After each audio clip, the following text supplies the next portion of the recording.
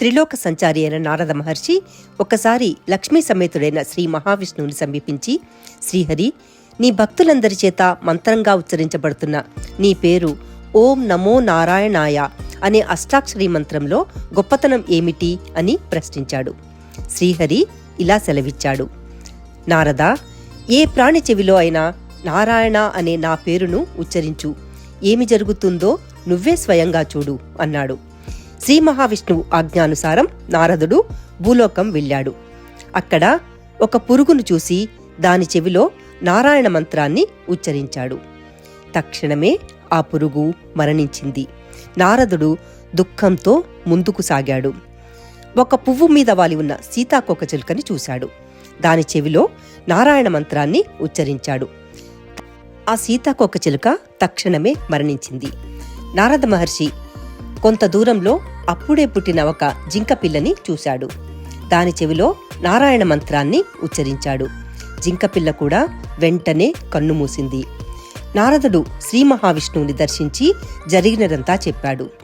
శ్రీహరి, నేను నారాయణ మంత్రాన్ని ఉచ్చరించగానే పురుగు, సీతాకోకచిలుక, జింకపిల్ల పుట్టగానే మరణించాయి. నేను ఇక ఏ ఇతర ప్రాణులను చంపి పాపం మూటకట్టుకోలేను అని విచారంగా అన్నాడు. శ్రీహరి, నాకు నారాయణ మంత్ర ప్రభావం మీరే స్వయంగా చెప్పండి అని వేడుకున్నాడు. నారద, ఈసారి అప్పుడే పుట్టిన లేగదూడ చెవిలో నారాయణ మంత్రాన్ని ఉచ్చరించు అని శ్రీ మహావిష్ణువు నారదుడిని ఆదేశించాడు. నారదుడు భూలోకం వచ్చి అప్పుడే పుట్టిన లేగదూడ చెవిలో నారాయణ మంత్రాన్ని ఉచ్చరించాడు. లేగదూడ కూడా వెంటనే మరణించింది. నారదుడు శ్రీ మహావిష్ణువుని దర్శించి జరిగినది చెప్పాడు. అప్పుడు శ్రీ మహావిష్ణువు, నారద, ఇదే చివరిసారి. వారణాసిలో రాజుగారికి ఒక పుత్రుడు జన్మించాడు. అక్కడికి వెళ్ళి ఆ రాకుమారుడి చెవిలో నారాయణ మంత్రాన్ని ఉచ్చరించు అని ఆదేశించాడు. నారదుడు భూలోకం వచ్చి వారణాసి పట్టణానికి వెళ్ళాడు. రాజుగారు మహర్షిని అత్యంత గౌరవంతో స్వాగతం పలికాడు. మహర్షి, పుత్రుడు జన్మించిన వెంటనే మీరు నాకు దర్శనమిచ్చారు. నేనెంతో అదృష్టవంతుణ్ణి అన్నాడు రాజు.